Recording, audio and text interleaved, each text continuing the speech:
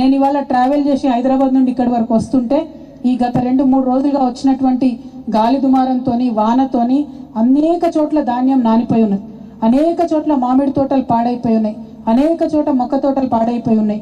మరి ఇటువంటి పరిస్థితులలో ఈ పెద్దపల్లి జిల్లాలో ఉన్నటువంటి మంత్రి శ్రీధర్ బాబు గారిని నేను డైరెక్ట్గా అడుగుతా ఉన్నా, ఎందుకు మీరు రైతులకు భరోసా ఇస్తలేరు?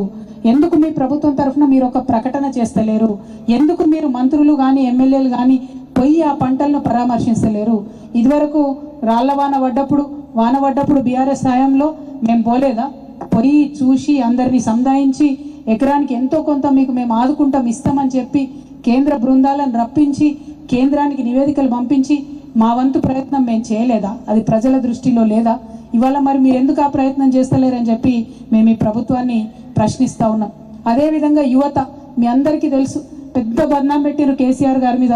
కేసీఆర్ ఉద్యోగాలు ఇస్తలేరని బద్నాం పెట్టినారు. ఈ వచ్చినటువంటి 16 నెలలల్లా ఏం చేసిరు? మీరు ఎన్ని ఉద్యోగాలు ఇచ్చిరు?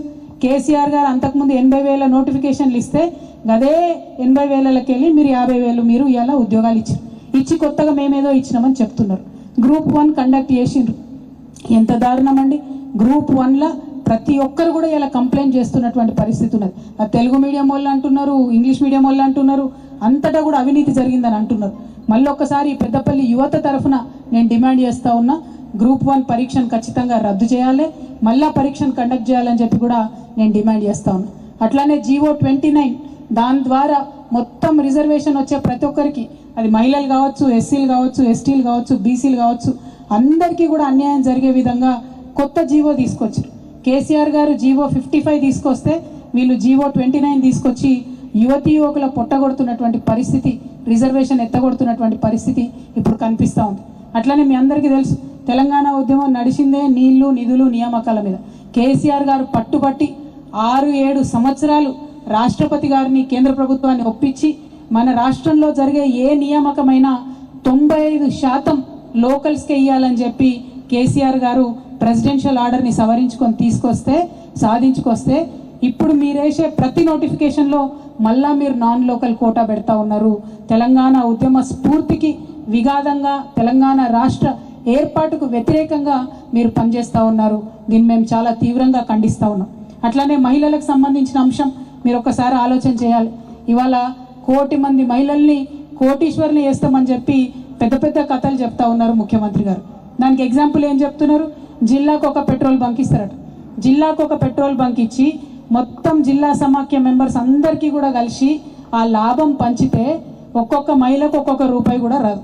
ఈ మాట నేను కాదు, మీరు ఏ మహిళా సమాఖ్య దగ్గరికి పోయి అడిగినా కూడా ఖచ్చితంగా వాళ్ళు చెప్తారు. ఉల్టా ఇంకా మైనస్ అవుడే తప్పితే ప్లస్ అవుడు లేదు. అంతేకాకుండా దారుణంగా మాడబిడ్డలందరూ ఇవాళ ఆలోచన చేసుకోవాలి.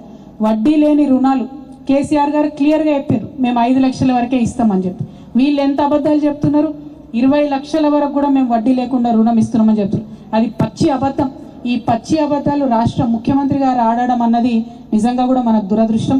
మన కర్మ ఏంటంటే తెలంగాణ కోసం కొట్లాడి ప్రాణాలు పణంగా పెట్టుకుని తెచ్చినటువంటి రాష్ట్రంలో ఇప్పటి వరకు జై తెలంగాణ అనని ముఖ్యమంత్రి ఉండడం, జై తెలంగాణ అనని మంత్రివర్గం ఉండడం నిజంగా కూడా దారుణం.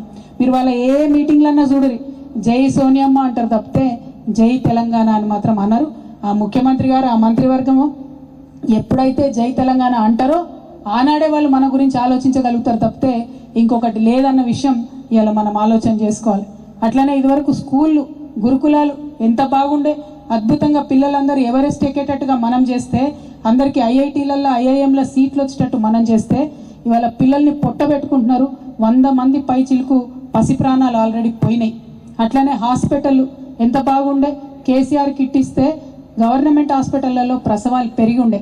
ఇవాళ మళ్ళీ అది ఉల్టాయి, మళ్ళీ ప్రైవేట్ హాస్పిటల్కి పోయేటటువంటి పరిస్థితి వస్తుంది. అంటే 1-2 అని కాదు, ఏదైతే కేసీఆర్ గారు మొదలుపెట్టినటువంటి అభివృద్ధి పథం ఉన్నదో దాన్ని మొత్తం కూడా వెనక్కి తీసుకుపోయి రాష్ట్రాన్ని మళ్ళా తిరోగమన దిశలో నడిపిస్తున్నటువంటి ఈ కాంగ్రెస్ ప్రభుత్వం యొక్క వైఖరిని కూడా ఆలోచించి మనం ఎండగట్టాల్సినటువంటి అవసరం ఉన్నది. మరీ ముఖ్యంగా మన సింగరేణిని మీ అందరికీ తెలుసు, కేసీఆర్ గారు ఎన్నడూ కూడా బొగ్గు గన్లు వేలం వేస్తామంటే ఒప్పుకోలేదు. మనం అన్ని ఆక్షన్లను కూడా బహిష్కరించినాం. కానీ ఈ ప్రభుత్వంలో ఈ రాష్ట్రానికి సంబంధించిన ఉప ముఖ్యమంత్రి బట్టి విక్రమార్క గారు మొత్తంగా సింగరేణిని కేంద్ర ప్రభుత్వం దగ్గర తాకట్టు పెట్టేటట్టుగా బొకేలు తీసుకుపోయి మొన్న హైదరాబాద్లో ఆ కమిటీ వాళ్ళు వస్తే వాళ్ళ దగ్గరికి పోయి మేము కూడా వేలంలో పాల్గొంటాం, మీరు వేలం వేసుకోండి అని చెప్పి ఒప్పుకొని వచ్చినటువంటి సందర్భం ఇలా సింగరేణి ప్రజలందరికీ కూడా నేను తెలియజేస్తా ఉన్నాను. మనం కాపాడుకున్నాం సింగరేణిని, వాళ్ళు మొత్తంగా కూడా ఎత్తేసేటటువంటి ప్రయత్నం చేస్తున్నారు. అంతేకాకుండా నిన్నగాక మొన్న లాభాలలో వాటా పంచినామని చెప్పి గొప్పగా చెప్పుకొని మొత్తంగా నష్టం చేసి కార్మికులను మోసం చేసినటువంటి విషయం కూడా మీ అందరికీ తెలుసు.